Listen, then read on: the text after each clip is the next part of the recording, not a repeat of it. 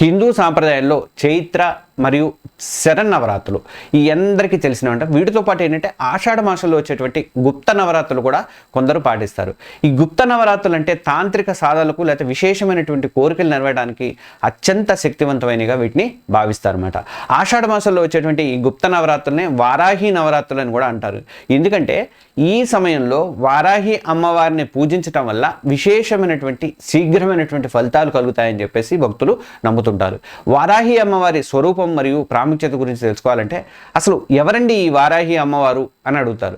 ఆమె శక్తి ఎలాంటిది అంటే వారాహీదేవి శ్రీ లలితా పరమేశ్వరి సైన్యానికి సర్వసైన్యాధ్యక్షురాలండి. ఆమె వరాహ ముఖంతో మానవ శరీరంతో దర్శనమిస్తుంది. చేతిలో హలం ఉంటుంది, దండం ధరించి ఉంటుంది. సప్తమాతృకల్లో ఒకరిగా విష్ణుమూర్తి వరాహ అవతారాన్ని యొక్క శక్తి స్వరూపిణిగా అమ్మవారిని పురాణాలు అభివర్ణిస్తాయి. ఆమెను ఆరాధించేటువంటి భక్తులకు ఎలాంటి భయం ఉండదని, శత్రువులు కానీ కష్టాలు కానీ దరిద్రం కానీ ఇలాంటి ఏమీ ఉండవు అని చెప్పేసి అంటారు. ఆమె నామస్మరణతోనే ఇవన్నీ కూడా తొలగిపోతాయని చెప్పేసి భక్తులు గట్టిగా నమ్ముతుంటారు.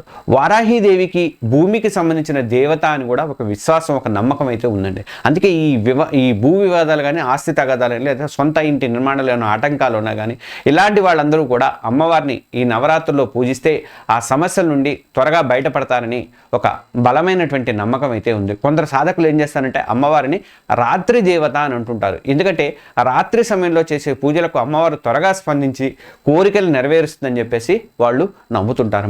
ఈ షార్ట్కి సంబంధించినటువంటి ఫుల్ వీడియో మీకు కావాలి అనుకుంటే మాత్రం ఈ కింద వీడియో డిస్క్రిప్షన్లో ఉన్నటువంటి లింక్ని వెంటనే క్లిక్ చేసి అక్కడ ఫుల్ వీడియోని మీరు చూడొచ్చు. మహర్షి భక్తిపీఠం ఛానల్ని సబ్స్క్రైబ్ చేసుకోండి, బెల్ ఐకాన్ని ప్రెస్ చేయండి. ధన్యవాదాలు.